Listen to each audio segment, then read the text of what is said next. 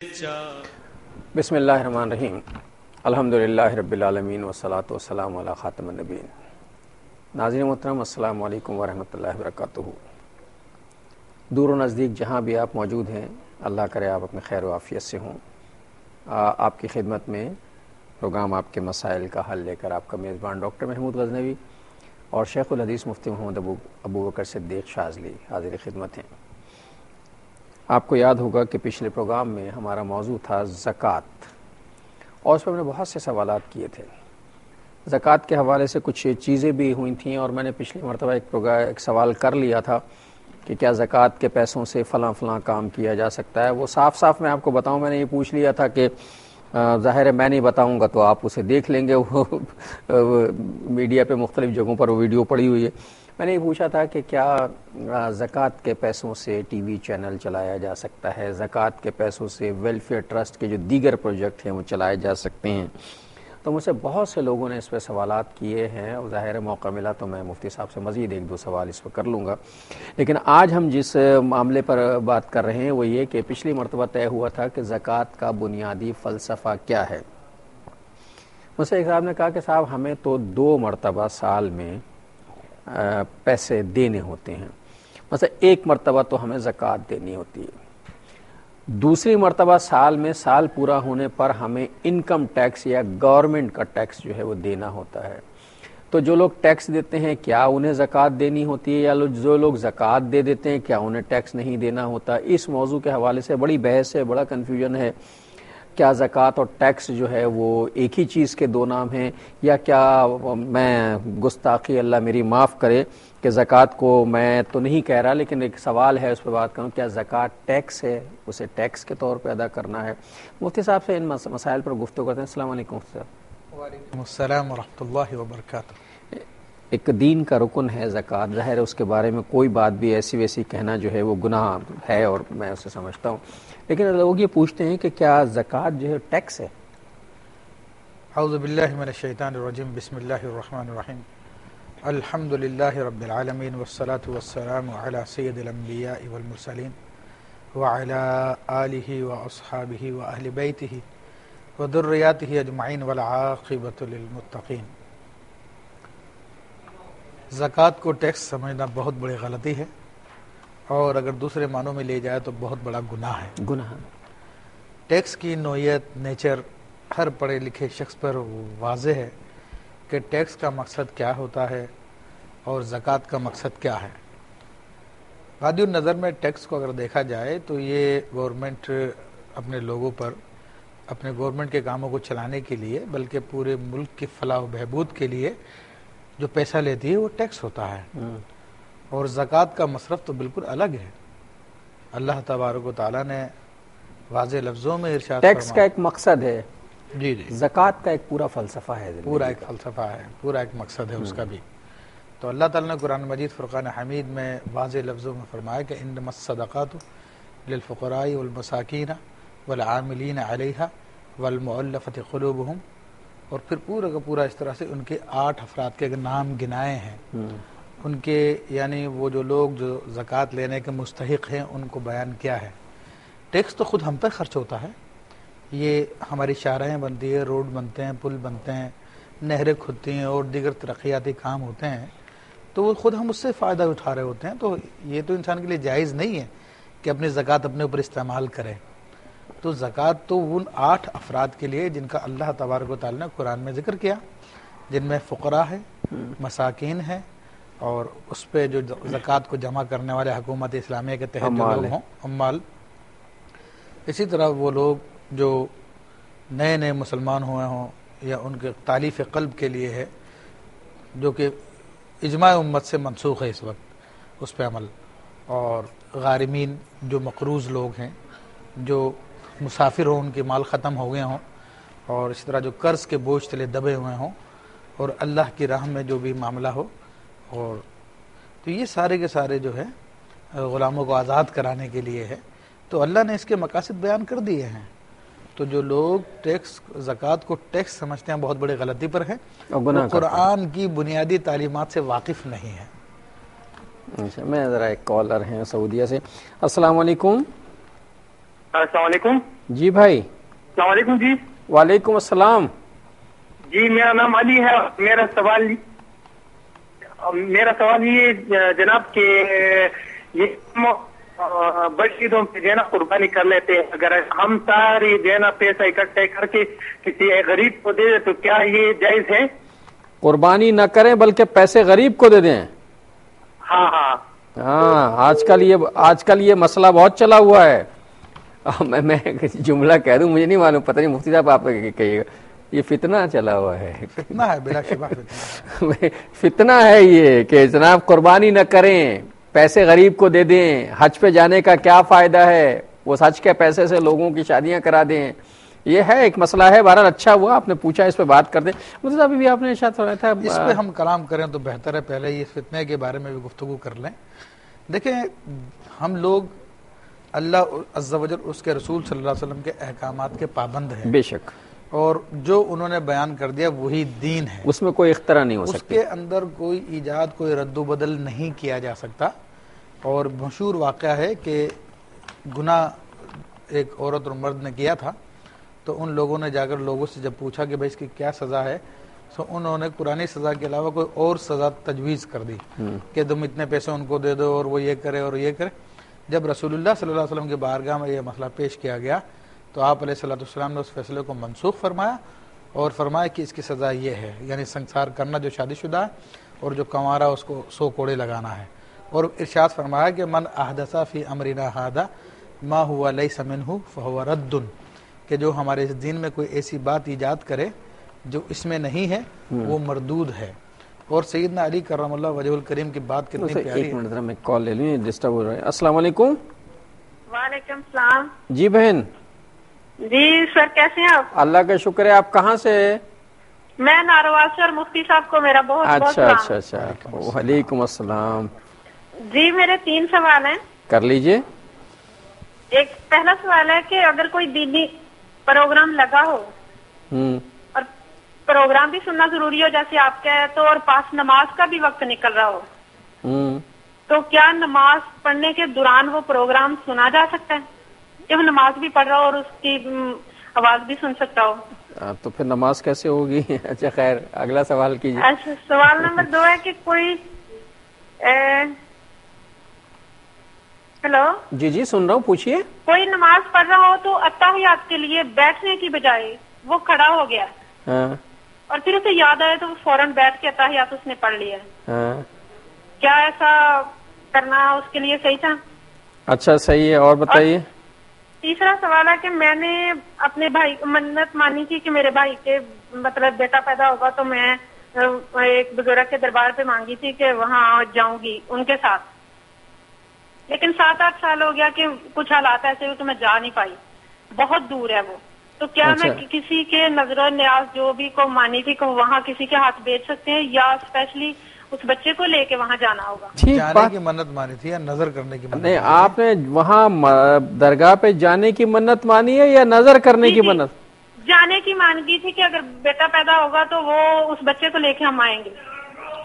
اچھا بات کرتے ہیں. خیر, تو مجھ سے بات ہو رہی تھی, وہ ایک اور کال ہے. السلام علیکم. السلام علیکم. جی بھائی, میرا پہلا سوال یہ ہے کہ مفتی صاحب نے ایک بار ترک جماعت کے آزار بیان فرمائے تھے, تو اس میں ایک عذر یہ بتایا تھا کہ 5 منٹ سے زیادہ چلنا جس میں مشقت بھی ہو, عموماً 5 منٹ سے زیادہ جو چلتے ہیں لوگ ان کو مشقت محسوس ہوتی ہے, تو وہ جماعت چھوڑ سکتے ہیں, یہ عذر ہے ان کے لیے. لیکن عام طور پہ یہ دیکھا گیا ہے کہ مرد حضرات اپنے دنیاوی نشے کے لیے کئی میل بھی پیدل چل لیتے ہیں, کیا ایسے افراد بھی اس وجہ سے جماعت چھوڑ سکتے ہیں؟ اچھا. دوسرا سوال یہ ہے کہ دوران نماز اگر جیسے اچھے خیالات ذہن میں آئے, لیکن ان خیالات سے اگر دھیان نماز سے ہٹ جائے اور نماز میں بھول چوک ہو جائے, تو کیا یہ خیال شیطان کی طرف سے کہلائے گا؟ اچھا. تیسرا سوال یہ ہے کہ کیا چین والی گھڑی مردوں کو پہننا جائز ہے؟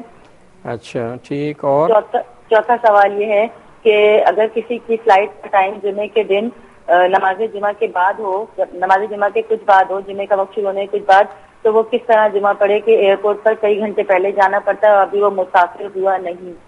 اچھا. اور 5واں سوال میرا یہ ہے کہ ایک میسج میرے پاس ایسا آیا ہے جس میں یہ لکھا تھا کہ اللہ کی لعنت ہو ایسے شخص پر جس نے قرآن پاک جلایا اور اس پر بھی جو اس میسج کو فارورڈ نہ کرے.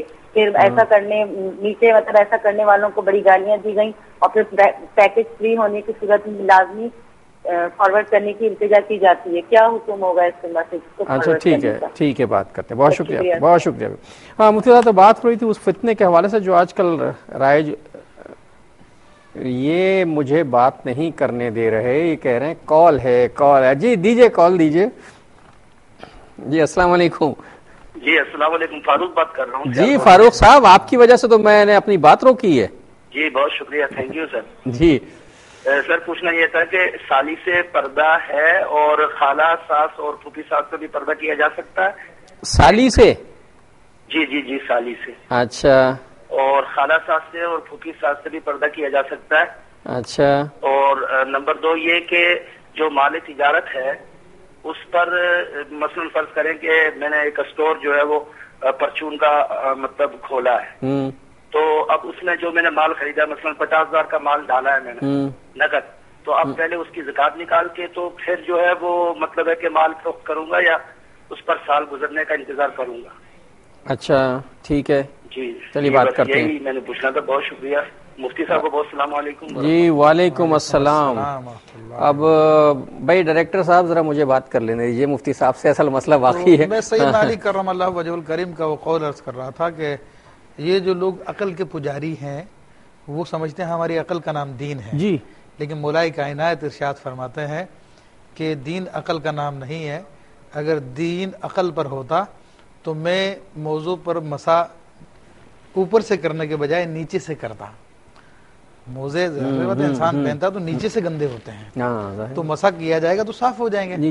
لیکن سنت رسول اللہ صلی اللہ علیہ وسلم کی ہے کہ وہ اوپر سے کیے جائیں. تو آپ یہ فرماتے ہیں کہ اگر دین عقل پہ ہوتا تو میں اس کے برعکس کرتا, لیکن جو کہ حضور کا فرمان ہے تو اس لیے میں ویسے ہی کروں گا جیسا کہ فرمان ہے. دین کے سارے کام مجبورانہ نہیں محبوبانہ ہے. جی محبوبانہ ہے. مسا اگر نیچے سے, اگر عقل کا تقاضا تو یہ تھا کہ مسا نیچے سے ہونا چاہیے, لیکن سنت کا تقاضا یہ ہے کہ اوپر سے ہونا چاہیے. اس لیے ہم تو سنت کو دیکھیں گے, عقل کو نہیں دیکھیں گے. عقل وہاں تھک جاتی ہے جہاں سے سنت کا آغاز ہوتا ہے. ایک وقفہ لیتا ہوں, پھر آ کے بات کرتے ہیں. دور ہے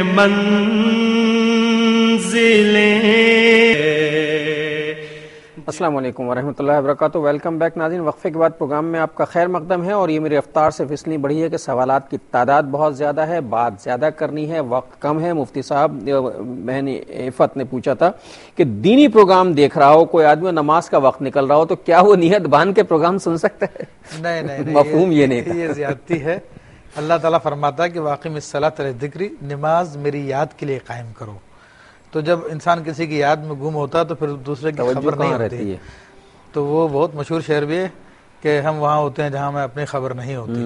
تو نماز تو ہم وہاں ہیں جہاں سے ہم کو بھی اپنی خبر نہیں, آپ اپنی خبر نہیں آتی. دوران نماز التحیات کی جگہ دھوکے سے کھڑے ہو گئے, پھر فوراً بیٹھ گئے, کیا کرنا ہے اس کے لیے؟ کہ دیکھیں اگر تنہا ہے تو ایسا بیٹھنا نہیں چاہیے, اس کو آخر میں سجدہ سہو کر لینا چاہیے تھا. لیکن بہرحال اب بھی سجدہ سہو کریں گے, اور جماعت کے ساتھ ہو تو پھر جماعت نماز ٹوٹ جائے گی.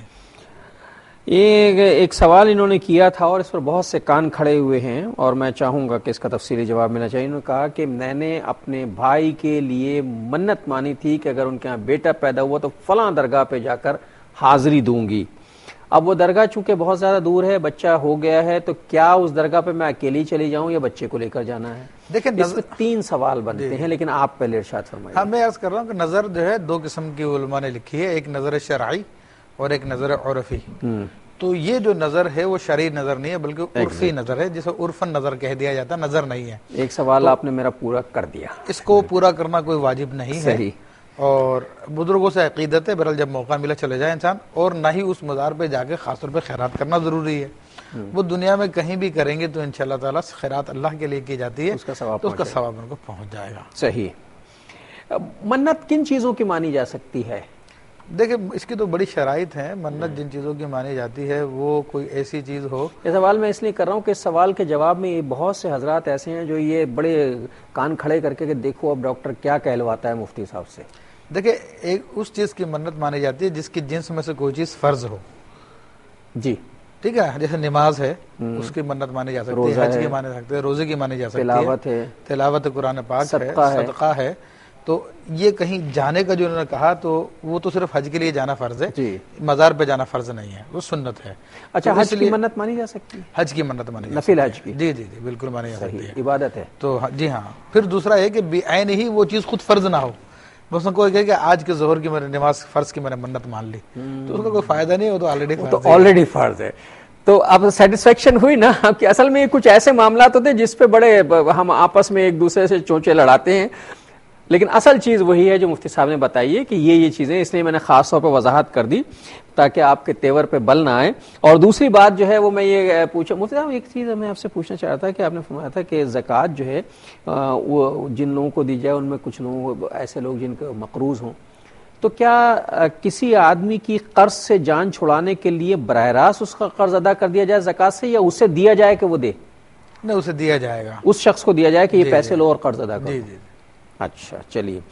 اچھا، انہوں نے بہن نے پوچھا تھا کہ آپ نے فرمایا تھا کہ اگر مسجد تک جانے میں مشقت ہوتی ہو، مسجد دور ہو، تو گھر میں نماز پڑھ لینی چاہیے مردوں کو. تو کیا ایسے مردوں کو بھی گھر میں نماز پڑھنی چاہیے جو خود تو میلوں چل لیتے ہیں لیکن مسجد جاتے وقت کتراتے ہیں؟ دیکھیں، وہ جو میں نے 5 منٹ کا ایک بتایا تھا، ایک عمومی اعتبار سے بتایا تھا، ورنہ ہر شخص کی طاقت اور عادت کے اعتبار سے یہ معاملہ بدل جائے گا، کیونکہ یہ کوئی شریعت کی مقدار تو نہیں جو بیان کی جا رہی ہے، یہ ایک اندازہ ہی ہے. تو جو لوگ زیادہ چلنے پہ طاقت رکھتے ہیں تو ان کے لیے بہرحال جانا پڑے گا. ہاں، ان کے لیے وہ فاصلہ ہوگا کہ جس میں وہ تھک جاتے ہوں. صحیح. دوران نماز خیالات کی وجہ سے نماز سے توجہ ہٹ جاتی ہے، بہک جاتی ہے، تو کیا ہوگا؟ اچھے خیالات کی وجہ سے بہک جائے تو کیا وہ شیطانی ہے؟ تو دیکھیے، نماز کی طرف توجہ کرنی چاہیے کہ یہ اللہ کی یاد کے لیے نماز قائم کی جاتی ہے، لیکن بہرحال جب انسان کا دل مستقیم ہو جائے اور وہ غیر سے خالی ہو جائے تو اس وقت اس پہ الہامات ہوتے ہیں، اور وہ غیر مختلف قسم کے ہوتے ہیں، لیکن یہ عام انسان کے لیے نہیں ہے. عام انسان کے لیے تو یہی ہے کہ اچھا خیال بھی آ رہا ہے تو وہ سمجھ لیے شیطان کی طرف سے ہے جو اس کو غافل کرنے کے لیے. ایک بڑا دلچسپ واقعہ ہے. ایک شخص امام اعظم ابو حنیفہ رحمۃ اللہ علیہ کے پاس آیا اور آ کر اس نے کہا کہ حضرت، میں نے کہیں خزانہ دفن کیا تھا، جنگل میں جگہ بھول گیا ہوں، مجھے بتا دے کہاں ہوگی وہ جگہ. آپ نے فرمایا، بھائی مجھے کیا معلوم تم نے کہاں چھپایا تھا. تو بہرحال وہ ضد کرنے لگا. تو آپ نے فرمایا، اچھا ایسا کرو، تو 2 رکعت نماز اس طرح سے پڑھو کہ پوری رات جو ہے تمہاری نفل گزر جائے 2 رکعت میں، تو پھر تمہیں پوری یکسوئی توجہ کے ساتھ. بہرحال اس نے نماز شروع کی تو بعد میں پھر آیا آپ کے پاس، کہا حضرت نماز شروع کی تو مجھے یاد آ گیا. تو آپ نے فرمایا، تو نے نماز پوری کی نہیں کی؟ اس نے کہا نہیں. کہا اس لیے میں نے بتایا، ابلیس جو ہے نا تجھے کہاں نماز پوری کرنے دے گا، نماز پوری نہیں کرنا فوراً بتا دے گا فلاں جگہ مجھے. اچھا، میں نے ایک واقعہ بھی پڑھا، مجھے نہیں معلوم، آپ تصدیق کیجئے. میں نے حضور صلی اللہ علیہ وسلم کے حوالے سے ایک واقعہ، اللہ کرے صحیح ہو، کہ آپ صلی اللہ علیہ وسلم ایک موقع پہ نماز پڑھ رہے تھے اور بار بار نماز میں جو ہے وہ ہاتھ بڑھاتے تھے اور کہتے تھے کہ مجھے جنت کے خوشے جو ہیں وہ میرے ہاتھ کی طرف لپک رہے تھے. اسی طرح یہ نماز استسقاء تھی جو بہت مشہور ہے بخاری شریف میں، مسلم شریف میں. تو ایک مرتبہ تو آپ نے آگے ہاتھ بڑھایا، بلکہ آپ نے فرمایا کہ مجھے جنت کے خوشے پیش کیے گئے، تو اگر میں لے لیتا تو پھر وہ بہت کافی ہو جاتا. اس طرح کے الفاظ مفہوم عرض کر رہا ہوں. اور پھر ایک مرتبہ پیچھے بھی ہٹے تھے تو جہنم کی آگ دکھائی گئی تھی آپ کو. تو یہ احادیث کریمہ میں اس کا ہے. تو یہ وہ خاص لوگوں کے خاص یہی بات میں اس لیے کہلوانا چاہ رہا تھا. تو یہ واقعہ میں نے صرف اس لیے کہ اگر کیفیت طاری ہو جاؤ، مفتی صاحب نے بڑی اچھی بات کہی کہ اگر غیر اللہ سے رشتہ ٹوٹ جائے اور خالصتاً اللہ سے لگن ہو جائے تو اس طرح کی کیفیتیں جو ہیں وہ دل پہ وارد ہوتی ہیں. تو اچھا مجھے یہ انہوں نے پوچھا کہ چین والی گھڑی پہن کر مرد نماز پڑھ سکتے ہیں؟ دیکھیں، چین والی گھڑی کے پہننے میں علماء کا اختلاف ہے. بعض علماء نے اسے مکروہ تحریمی قرار دیا اور بعض علماء نے اسے جائز قرار دیا. تو احتیاط کا تقاضا یہ ہے کہ دوران نماز اس کو اتار دے تاکہ علماء کے اختلاف سے بچ جائے. اچھا، آئندہ میں بھی اتار کے پڑھا کروں گا. میں نے بھی پہنی ہوئی. ابھی تو آپ نے دیکھا تھا میں نے عشاء میں اتاری تھی. اچھا، ہاں آپ نے تو اتار دی تھی، میں نے نہیں اتاری تھی. مجھے یہ مسئلہ نہیں معلوم تھا. انشاءاللہ میں کوشش کروں گا کہ اگلی نماز میں اتار دیا کروں اسے. اچھا، نماز جمعہ اگر وقت قریب آ جائے اور ایئرپورٹ پہ کئی گھنٹے پہلے جانا ہو تو وہاں جمعہ کیسے ادا ہوگا؟ دیکھیں میرے بھائی، اس کا سیدھا جواب تو یہ ہے کہ آدمی کو ایسا سفر اختیار نہیں کرنا چاہیے جس کی وجہ سے نماز رہ جائے. کیونکہ یہ جمعے کے جانے سے پہلے، وقت ہونے سے پہلے اگر سفر شروع کر دیتے تو مسافر تھے، ان پہ جمعہ فرض نہیں ہوتا، لیکن چونکہ جمعے کا وقت ان پہ ہو گیا ہے تو اب ان پہ فرض ہے کہ اپنے جمعے کو ادا کریں، جمعہ ادا کر کے جائیں گے، اپنے سفر کو کینسل کریں۔ معاف کیجیے گا۔ اچھا، انہوں بہن نے ایک سوال پوچھا ہے کہ ان کے پاس کوئی ایس ایم ایس آیا جس میں لکھا ہوتا ہے قرآن جلانے والے پر اللہ کی لعنت، تو اس میسج کو فارورڈ نہ کرنے والے پہ بھی اللہ کی لعنت۔ خیر پہلا جملہ تو ٹھیک ہے، لیکن دوسری بات جو اس نے کہی ہے یہ بڑی زیادتی کی بات ہے کہ اس میسج کو فارورڈ نہ کرنے والے پہ اللہ کی لعنت، یہ بہت غلط بات ہے۔ اس شخص کو اللہ کی بارگاہ میں توبہ کرنی چاہیے، اور اس طرح سے مسلمانوں کے گلے میں یہ بوجھ ڈالنا یہ نہایت غلط بات ہے، کسی کو مجبور کرنا، اس سے خود ہی پہ ممکن ہے لعنت پڑ جائے، کیونکہ حدیث کریمہ میں تو یہ آتا ہے کہ کسی نے کسی پہ لعنت کی اور وہ لعنت کا مستحق نہیں ہے تو وہ لعنت جو ہے پھر اسی شخص پہ لوٹ آتی ہے جس نے وہ لعنت کی ہے۔ تو اس سے لوگوں کو ڈرنا نہیں چاہیے، ہاں جو کرنا چاہے فارورڈ کر دے، لیکن اس شخص کو ضرور ڈرنا چاہیے جس نے یہ میسج کیا۔ یہ فرحت ہے ہمارے ساتھ کراچی سے۔ السلام علیکم۔ وعلیکم السلام مفتی صاحب، آپ کو میرا بہت سلام جی۔ میں نے پوچھنا تھا کہ جی کیا غیر مسلموں کو قرآن شریف دیا جا سکتا ہے مطالعے کے لیے، پڑھنے کے لیے؟ اچھا ٹھیک ہے، دے رہے ہیں، بات کرتے ہیں۔ ابھی آپ کا سوال مفتی صاحب کو دیتا ہوں میں۔ فاروق صاحب نے پوچھا تھا کہ سالی، پھپھی، ساس، خالہ ساس، ان سے شرعی پردہ ہے؟ جی ہاں، ان سے شرعی پردہ ہے، اگرچہ کہ جب تک بیوی نکاح میں ہے تو ان سے نکاح نہیں ہو سکتا، لیکن یہ حرمت ابدی نہیں ہے، یعنی دائمی حرمت نہیں ہے۔ خدا نخواستہ بیوی کو طلاق دے دے یا بیوی مر جائے تو اس کی عدت کے بعد جو ہے نکاح کر سکتا ہے اس سے، بلکہ اس پہ تو عدت بھی نہیں عورت پہ، تو یہ نکاح کر سکتا ہے اس سے۔ اچھا ہاں طلاق کی صورت میں جو ہے عدت ہوگی تو عدت کو گزرنے کے بعد پھر اپنی پھوپھی ساس سے، خالہ ساس سے نکاح کر سکتا ہے، تو اس لیے ان کا پردہ ہے۔ اچھا، انہوں نے پوچھا مال تجارت، میں نے دکان کے لیے 50,000 روپے کا مال ڈالا ہے تو اس پہ کیا مجھے زکوٰۃ دینی ہے یا اس مال پہ، مال تجارت پہ 1 سال پورا ہونا ضروری ہے؟ دیکھیں اگر ابھی دکان شروع کی اور پہلی مرتبہ مال ڈالا ہے تو پھر تو 1 سال گزرنے کے بعد ان پہ زکوٰۃ فرض ہوگی، پہلے دینا چاہیں تو دے سکتے ہیں، لیکن آلریڈی دکان چل رہی ہے اور پہلے سے نصاب موجود ہے، درمیانے سال میں انہوں نے جو مال ڈالا ہے تو اس کا سال نیا نہیں ہے، وہی جو گزشتہ مال ان کی دکان میں پڑا ہے، اور جب اس کا سال مکمل ہوگا تو اس کا سال بھی مکمل ہو جائے گا، اگرچہ کہ 1 منٹ پہلے ہی ڈالا ہو انہوں نے سال پورا ہونے سے۔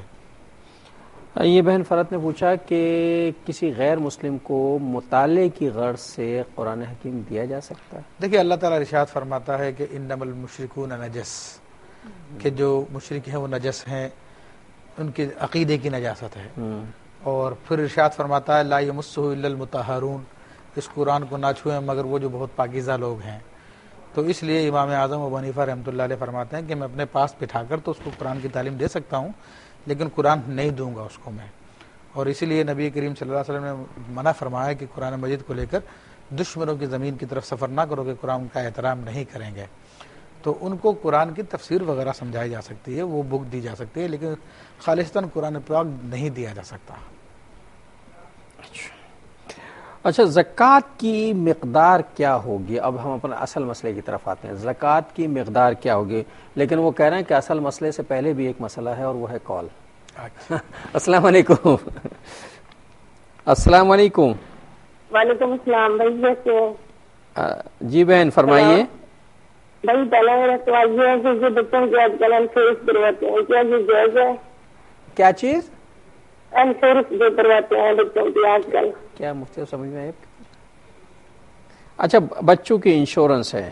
انشورنس۔ دوسرا سوال میرا یہ ہے کہ جس محلے میں میں رہتی ہوں وہاں کافی غریب لوگ ہیں اور کسی کا پانی نہیں ہے، میرے دروازے پہ صبح شام رات کسی وقت وہ آ جائے تو کبھی کبھی اتنا ہی انسان تنگ ہو جاتا ہے بہت زیادہ، تو کسی کو غصے میں مطلب کچھ کہہ کرتا ہے، پھر اس بات کی معافی بھی مانگ لیتا ہے، تو کیا وہ میری نیکی چلی جاتی ہے؟ اور تیسرا سوال میرا یہ ہے جی فرمائیے۔ تیسرا سوال میرا یہ ہے کہ انسان ایک بہت گنہگار ہے اور اس کی اس بات کے ساتھ میں نے بہت گناہ کیے ہیں اور اس نے رب سے سچے رضی سے اور سچے دل سے توبہ کر لی ہے، اور اپنے آپ سے ان گناہوں سے انسان اتنے اپنے آپ سے نفرت کرنے لگا ہے، تو کیا اس کی سچے دل سے توبہ کو بولے گئے؟ مجھے کچھ اس بات بولنے کے لیے۔ اور چوتھا سوال میرا یہ ہے کہ مثال تو میرے گھر میں کوئی آیا، میں کسی تکلیف میں ہوں یا کسی پریشانی میں ہوں، میری حد سے زیادہ تکلیف یہ ہے کہ میرے گھر سے کوئی خالی نہ گیا. اگر ایک انسان میرے پاس آیا اور میرے پاس چیز پڑی ہے اور میں نے کسی بات میں ٹینشن میں بیٹھی تو میں نے اس کو نہ کر دیا, پھر ایک دو قدم اس نے آگے اٹھایا, پھر اس شخص کو میں نے بلا کے وہ چیز دے. یہ سوال میری بالکل سمجھ میں نہیں آیا ہے. ندیم صاحب آپ کی سمجھ میں آیا ہے یہ سوال؟ نہیں آیا نا. اچھا, اصل میں پتہ نہیں میرے سننے میں سماعت کا فرق ہے, اس لیے میں تصدیق بھی کی, مفتی صاحب بھی نہیں سمجھ سکے ہیں اور ہمارے کنٹرول روم میں بھی نہیں سمجھا جا سکا. بہرحال بچوں کی انشورنس جائز ہے؟ دیکھیں انشورنس چاہے بڑوں کی ہو چاہے چھوٹی کی ہو, شرعی اعتبار سے جو قدیم طریقہ کار ہے وہ ناجائز ہے کہ وہ سود اور جوئے پہ مبنی ہوتا ہے. حال البتہ فی زمانہ اب اسلامک تکافل آ گیا ہے, تو اسلامک تکافل میں ایسی پالیسیز ہیں کہ وہ شریعت کے مطابق ہیں, ان کو یوز کیا جا سکتا ہے. اچھا, انہوں نے ایک سوال غالباً یہ پوچھا ہے کہ کوئی محلے میں انہیں تنگ کرتا ہے, ان کے دروازے پہ اس قدر پانی پھینکتا ہے, پانی کھڑا ہو جاتا ہے, تو وہ کیا کریں گے؟ دیکھیں اس پہ تو ہم صبر کا مشورہ دیں گے, البتہ احسن طریقے سے اس کو منع کریں, کسی اور کو بیچ میں ڈال کے اس کو سمجھائیں اور اللہ تعالیٰ سے دعا کریں, تو انشاءاللہ تبارک و تعالیٰ وہ مسئلہ حل ہو جائے گا. لڑنے کا مشورہ نہیں دیں گے ہم. اچھا, یہ کہتے ہیں کہ اگر آدمی کو اپنے گناہوں کا اتنا احساس ہو جائے, غالباً یہی بات تھی کہ اپنے آپ سے نفرت ہونے لگے, تو کیا اس کی توبہ قبول ہو جائے گی؟ دیکھیں توبہ کے درست ہونے کے لیے ضروری ہے کہ جس گناہ سے توبہ کی جا رہی ہے اس گناہ کو چھوڑ دیا جائے. نمبر 2, اس کو آئندہ کبھی نہ ارادہ کرنے کا ارادہ کر لیا جائے کہ کبھی نہیں کروں گا, ندامت و شرمندگی ہو. تو یہ 3 چیزیں پائی جاتی ہیں تو پھر توبہ جو ہے ایسی توبہ قبول ہوتی ہے. اور حدیث کریمہ میں آتا ہے جو ایسی توبہ کرتا ہے التائب من الذنب کمن لا ذنب له, گناہ سے توبہ کرنے والا ایسا ہی ہے جیسا کہ اس نے گناہ کیا ہی نہیں. لیکن یہاں پر غلطی یہ ہوتی ہے کہ بعض لوگ گناہ سے توبہ کرتے ہیں لیکن وہ کام بھی جاری رکھے ہوتے ہیں, اللہ میری توبہ اللہ میری توبہ, اس پہ شرمندہ بھی ہوتے ہیں, غم میں بھی ہوتے ہیں, لیکن وہ کام جاری ہو رہا تھا, تو وہ توبہ نہیں ہے, وہ فراڈ ہے اپنے آپ سے. میں نے کہا وقت اس کے بعد آ کے پھر آگے بڑھتے ہیں پروگرام میں. سے دور ہے من جسے السلام علیکم ورحمۃ اللہ وبرکاتہ. ویلکم بیک ناظرین, وقفے کے بعد پروگرام میں آپ کا خیر مقدم. مجھے پتا ہے کیا پوچھ رہے ہیں آپ, یہی پوچھ رہے ہیں نا کہ زکوٰۃ کس پر فرض ہوگی. پوچھ لیتے ہیں مفتی صاحب کس پر فرض ہوگی زکوٰۃ؟ دیکھیں بڑی توجہ سے سننے کی بات ہے کہ زکوٰۃ بہت ہی کہہ رہے ہیں, ادھر ادھر کے سوال کر رہے ہیں, پوچھ نہیں رہے, سن رہے ہیں توجہ سے. زکوٰۃ ہر اس عاقل بالغ آزاد مسلمان پر فرض ہے کہ جس کے پاس 52.5 تولہ چاندی یا 7.5 تولہ سونا یا 52.5 تولہ چاندی کی قیمت کا مال اس کی حاجت اصلیہ سے زائد ہو اور اس پر سال گزر چکا ہو اور وہ قرض سے فارغ ہو, یعنی اسے قرض نہ دینا ہو. ہاں, یعنی وہ قرض میں جھگڑا ہوا ہو یا نصاب. اچھا, تو اس شخص پہ زکوٰۃ واجب ہے. تو میں پھر ایک کالر سے بات کروں گا. السلام علیکم. ہلو السلام علیکم. جی بھائی, میں سعودی عرب سے بول رہا ہوں, میرا نام محمد رفیع ہے. جی فرمائیے. جی میرا سوال یہ تھا کہ میں نے میرے پاس کار ہے, میں یوز کرنے کے لیے لیا, تو اس کا زکوٰۃ بنتا ہے کیا؟ آپ کے استعمال میں ہے وہ؟ جی میں میرے استعمال میں فیملی کے استعمال میں ہے. تو ابھی جو میں نے ڈیفینیشن بتائی تھی اس میں حاجت اصلیہ سے فارغ ہو, یہ آپ کے استعمال میں ہے. تو جو اس کے استعمال میں آ رہی ہے وہ اس پہ زکوٰۃ نہیں, اس پہ زکوٰۃ تو نہیں ہوگی. جس پلاٹ پہ آپ رہ رہے ہیں اس پہ زکوٰۃ نہیں ہوگی, جس دکان میں آپ کام کر رہے ہیں اس پہ زکوٰۃ نہیں ہوگی. جی جو چیز آپ کے استعمال میں ہے اس پہ زکوٰۃ نہیں ہے, لیکن جو استعمال سے زیادہ رکھی ہوئی, مطلب کہ دوسری گاڑی آپ لے لیں وہ کھڑی رہے گیراج میں, وہ مال نامی بھی ہو, ایک شرط رہے گا. اچھا, اور ایک سوال, ایک منٹ, ہاں بتائیے. جو سونے کا جو زکوٰۃ نکالتے وہ کسی اپنے رشتے دار میں دے سکتے کیا, جو کوئی غریب ہے؟ ٹھیک ہے, اس کے لیے ایک الگ شرعی مسئلہ بات کر. ہاں, مال نامی کیا تھا؟ مال نامی یہ کہ جس میں حقیقتاً یا حکماً بڑھوتری ہو. سونا چاندی میں بڑھوتری ہوتی ہے, قیمت بڑھتی ہے. ہاں, اور اس کے علاوہ جو ہے جو مال تجارت ہے اس میں بھی قیمت بڑھتی ہے, وہ حکماً مال نامی ہے. اور سائمہ جانور ہوتے ہیں تو وہ بھی مال نامی ہے. اس کے علاوہ باقی جو سامان ہے, جیسے کہ آپ نے کہا دوسری گاڑی یا تیسری یا چوتھی گاڑی بھی ہو, تو وہ مال تجارت کے نہیں ہے, تو اس پہ زکوٰۃ نہیں ہے. اگر بیچنی نہیں ہے؟ ہاں, بیچنی نہیں ہے تو لے کے گھر میں ڈال دی, گھر پہ ڈالیے, کبھی کبھار یوز کر لیتے ہیں, اس پہ زکوٰۃ نہیں ہے. بھائی صاحب اسی لیے کہتے ہیں زیادہ نہیں بولنا چاہیے, غلط بول دی ہے میں نے, میں اپنے الفاظ واپس لیتا ہوں, اللہ معاف کرے مجھے. بہرحال سونے ایک کالر سے ذرا بات کرنا. السلام علیکم. السلام علیکم جی بہن. مفتی صاحب کو میرا بہت بہت السلام علیکم. وعلیکم السلام. حضرت صاحب میرے 3 سوال ہیں. پہلا سوال میرا یہ ہے کہ یہ جمعے کے متعلق جو قرآن میں حکم ہے کہ خرید و فروخت کرتے ہیں تو یہ کس وقت سے کس وقت تک کا ہے اور یہ خواتین کے لیے اور مردوں کے لیے الگ الگ ہے یا سب کے لیے کمبائن ہے؟ اسی دن میں میرا یہ ہمارے طرف مسجد میں نماز 1:30 بجے ہوتی ہے نا, اسی دن میں مجھے یہ پتہ کرنا ہے کہ ایک عورت نے گھر میں, جیسے وہ عورتیں آتی ہیں نا گلیوں میں چیزیں بیچتی ہیں, تو اس نے گھر میں جمعے کی نماز سے آدھا گھنٹہ پہلے یعنی کہ 12:30 پونے 1 بجے اس نے کچھ چیزیں خریدی, چادریں وغیرہ. تب اس کے دل میں ڈاؤٹ ہے کہ یہ میں نے خرید لی ہیں, اپنے کے خرید لی ہیں. ٹھیک ہے. سیکنڈ سوال سر میرا یہ ہے کہ یہ جمعے اور ہفتے کا جو روزہ کمبائن کہتے ہیں کہ اگر جمعے کا روزہ رکھو نفلی تو اس کے ساتھ جمعرات یا ہفتہ ملانا ہے, تو اس کے متعلق کیا ہوگا؟ کیا جمعے کا روزہ اگر نفلی روزہ جمعے کا رکھیں تو اس کے ساتھ ایک دن ملائیں, یا جمعرات پیچھے ملائیں یا آگے ہفتہ ملائیں. اچھا ٹھیک ہے. سر میرا تیسرا سوال یہ ہے کہ یہ قربانی کے متعلق میرا سوال ہے کہ غنی کی کیا تعریف ہے؟ ایک آدمی ہے وہ 25-30 ہزار روپیہ کما لیتا ہے, وہ خرچ کر لیتا ہے, لیکن اس نے 6 مہینے پہلے ایک دمبا لیا قربانی کی نیت سے, لیکن اس کا دمبا بیمار ہوا اور ان لوگوں نے ذبح کر دیا. تو اب وہ کس میں آئے گا, غنی میں آئے گا یا فقیر میں آئے گا؟ مطلب اسے وہ دمبا جو اس نے قربانی کی نیت سے 6 مہینے پہلے لیا تھا وہ تو ذبح ہو گیا, اس کے لیے کیا ہوگا؟ ٹھیک ہے بہن, بات کرتے ہیں. اچھا بھائی, میرے بھائی آپ نے جو سوال پوچھا تھا کار کے حوالے سے, مفتی صاحب نے بہت وضاحت سے جو غلطی میں نے کی تھی اس کی بھی تصحیح ہو گئی ہے, اور اگر کوئی صاحب اسکرین سے اٹھ کے چلے گئے تھے تو وہ پروگرام ریپیٹ میں دیکھ لیجیے گا, میں نے اپنی غلطی کی معذرت کر لی ہے. پھر کال آ گئی ہے. السلام علیکم. السلام جی. ہلو جی. السلام علیکم. وعلیکم السلام. بھائی مفتی صاحب سے میرے کو یہ سوال ہے کہ میرے بھائی ہے عمر میں تھوڑے بڑے ہیں, ابھی رمضان کا انشاءاللہ ابھی مہینہ آنے والا ہے نا, اس کے بعد وہ روزہ نہیں رہ سکتے کیونکہ ان کے 2 بار دل کا آپریشن ہوا ہے. میں عمان سے بات کر رہی ہوں. وہ سر بڑے عمر کے ہیں میرے بھائی, ابھی یہ سال انہوں نہیں رہ سکتے. اس کا فدیہ, ایک روزے کا فدیہ کتنا ہوتا, وہ 30 روزوں کا کتنا کامل پورا کتنا ہو سکتا, آپ تھوڑا بتا دیجیے نا. ٹھیک ہے, بات کرتے ہیں. اچھا, ان کا سعودیہ سے جو بھائی تھے ہمارے, ان کا دوسرا سوال یہ تھا کہ سونے کی پہ زکوٰۃ دینی ہے تو کیا اپنے رشتہ دار کو, غریب رشتہ دار کو دے سکتے ہیں؟ جی ہاں, غریب رشتہ داروں کو دے سکتے ہیں جو باپ دادا اور اس طرح اپنے اولادیں پوتا پوتی نواسا نواسی وغیرہ نہ ہو, براہ راست یعنی اپنی اصل اور فرا نہ ہو, باقی سب رشتہ داروں کو. اچھا ٹھیک ہے. میں نے پوچھا کہ جمعے کی خرید و فروخت کا حکم ہے تو مردوں عورتوں دونوں کے لیے ہے؟ دیکھیں وہ اذا نودی للصلاۃ من یوم الجمعۃ فاسعوا الی ذکر اللہ وذروا البیع, کہ جب جمعے کے لیے پکارا جائے تو پھر دوڑ پڑو اللہ کے ذکر کے لیے اور بیع کو چھوڑ دو. تو یہ ان لوگوں کے لیے جن پہ جمعہ فرض ہے, جن کو جمعہ ادا کرنا ہے. تو عموماً مردوں پہ فرض ہے, عورتوں پہ جمعہ فرض نہیں ہے. وہ اپنے گھروں پہ ظہر ادا کرتی ہیں. تو اور اس کا وقت شروع ہو جاتا ہے, فقہا جو محققین ہے وہ یہی فرماتے ہیں کہ جیسے ہی وقت ظہر شروع ہوتا ہے اس وقت سے جو ہے یہ جمعے کا وقت شروع ہو گیا.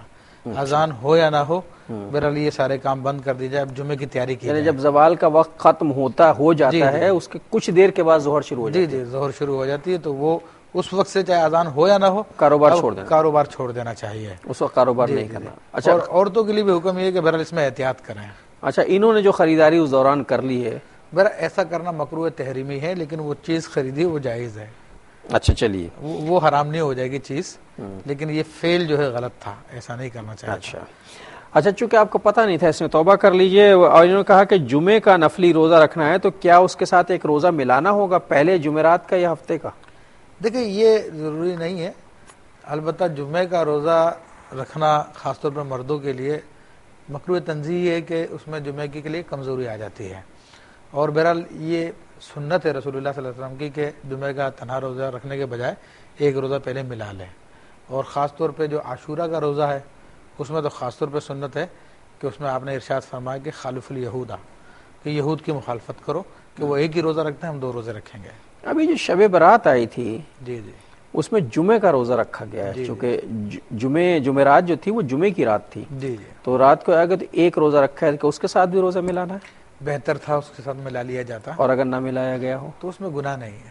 گناہ نہیں ہے. اچھا، انہوں نے کہا کہ کسی شخص جو پیسے لاتا ہے وہ 25-30 ہزار روپے وہ خرچ کر لیتا ہے، اس نے ایک دنبا خریدا تھا قربانی کی غرض سے، وہ دنبا بیمار ہو گیا، لوگوں نے ذبح کر دیا، تو اب دیکھ شرعی اعتبار سے وہ شخص شرعی فقیر میں آتا ہے، کیونکہ اس کے پاس نصاب کی رقم نہیں ہے جو اس کی حاجت اصلی زائد ہو. تو فقیر جب بھی قربانی کی نیت سے کوئی جانور خریدے گا تو وہ اس پر واجب ہو جائے گی، کیونکہ وہ قربانی نہیں بلکہ نظر اس کے اوپر ہے.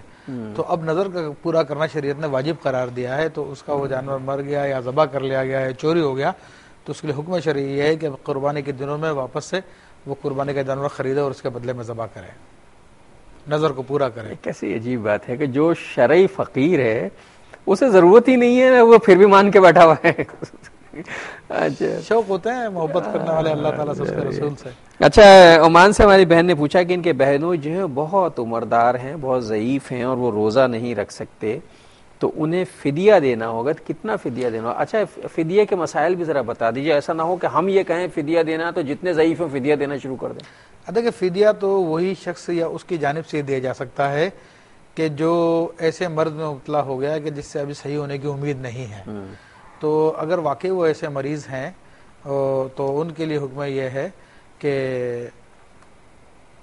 ان کی طرف سے ایک فدیہ 2 کلو 50 گرام گندم یا اس کا آٹا ہے. اب ہر ملک کی کرنسی الگ الگ ہوتی ہے اور آج جو ریٹ ہے ضروری نہیں کہ کل گندم کے وہی ریٹ ہوں، تو ہم کوئی اس کا اماؤنٹ نہیں بتا سکتے ابھی. تو 2 کلو 50 گرام گندم اس کے حساب سے وہ دے دیں. عمان میں جو بھی ریٹ چل رہا ہو یا جہاں بھی ہیں وہ 2 کلو 50 گرام گندم آپ کے جس علاقے میں سکہ رائج الوقت جو قیمت بھی ہے اس کے مطابق جو ہے وہ آپ اس کا فدیہ، ان کا فدیہ دے دے. 30 دن کا فدیہ دینا ہے. ہاں، اور یہ بھی ہے کہ اگر کوئی شخص ایسا مریض تھا کہ جس کے صحیح ہونے کی امید نہیں تھی، اس کا فدیہ دے دیا گیا لیکن بعد میں اللہ نے صحیح کر دیا اسے، تو اب وہ اپنے روزوں کی قضا کرے. وہ روزوں کی قضا کرے گا؟ جی جی، صحت مند ہو گیا وہ. جی جی. اگر کوئی ایسا مریض ہے جس کی صحت مندی کا چانس نہیں ہے تو وہ فدیہ دے گا، اور اگر اللہ تعالیٰ نے اپنے کرم سے اسے صحت مند کر دیا ہے تو پھر اس کو روزے رکھنے پڑیں گے. 30 روزے پورے رکھے گا، 30 روزے پورے رکھنے پڑیں گے. مفتی صاحب، میرے تو بہت سے سوال جو ہیں وہ درمیان میں رہ گئے. زکوٰۃ کا نصاب کیا ہے، کن لوگوں کو فرض ہے، شرائط کیا ہیں، کتنی دینی ہے، کب دینی ہے، لیکن وقت ہی ختم ہو گیا. مسائل تو ختم نہیں ہوں گے، مسائل ختم ہوں گے تو حل بھی ختم ہو جائے گا. نہیں، مسائل شروع ہی نہیں ہوئے ابھی، ختم کیسے ہوں گے؟ میرے مسائل تو وہیں کے وہیں موجود ہے. ناظرین محترم، اب کیا کیا جائے؟ بہرحال آپ لوگوں کی کال بھی بہت اہم تھی اور یہ کہ موضوع سے ریلیٹڈ کال تھی. اچھا لگا کہ آپ حضرات، مجھے اس بات کی بڑی خوشی ہوتی ہے کہ اس پروگرام کے حوالے سے جو دین کے حوالے سے ایک تڑپ ہے لوگوں میں وہ پیدا ہوئی ہے. سوالات لوگ پوچھتے ہیں برسوں سے. یہ سلسلہ 2008 میں ہم نے 2004 میں ہم نے یہ پروگرام شروع کیا تھا. 2004 سے 2012 تک ہمیں ایک طویل عرصہ ہو گیا ہے اور ہمارے دنیا بھر میں دیکھنے والے سننے والوں کی تعداد ہے اور بے شمار کالز ہمیں آتی ہیں اور بہت زیادہ خوشی ہوتی ہے کہ دین کے معاملے میں جو ہم لوگوں میں اویئرنیس پیدا کرنا چاہتے تھے آگہی وہ پھیلی ہے. لوگ متفکر ہوئے ہیں، دین کے بارے میں سوچنے لگے ہیں، سنجیدہ ہوئے ہیں. زکوٰۃ کے بارے میں اتنے سوالات ابتدا میں کبھی نہیں آتے تھے. جی جی، لوگوں کی توجہ بھی نہیں تھی زکوٰۃ پر. اب جتنے ہر آدمی پریشان ہوتا ہے زکوٰۃ کتنی دینی ہے. الحمدللہ کی ٹی وی ایک بہت مؤثر ذریعہ ہے کہ جس کے ذریعے لوگ دین کی ترویج ہو رہی ہے، لوگ دین سیکھ رہے ہیں. اللہ کرے کہ اللہ تعالیٰ ہماری اس خدمت کو بھی قبول کر لے اور اگر ہمارے نیت میں کہیں کوئی گڑبڑ ہے اسے بھی اللہ تعالیٰ پاک کر دے. اس نے کہ ہمارا مقصد اس پروگرام کے ذریعے کوئی شہرت حاصل کرنا نہیں ہے، کوئی مالی مفاد حاصل کرنا نہیں ہے، صرف دین کی خدمت کرنا. اللہ اسے خالص کر کے اپنی بارگاہ میں قبول کر لے. اگلے پروگرام تک کے لیے اپنے میزبان ڈاکٹر محمود غزنوی اور شیخ الحدیث مفتی محمد ابوبکر صدیق شاذلی کو اجازت دیجیے. اللہ نے کے بعد سے دور ہے منزلیں،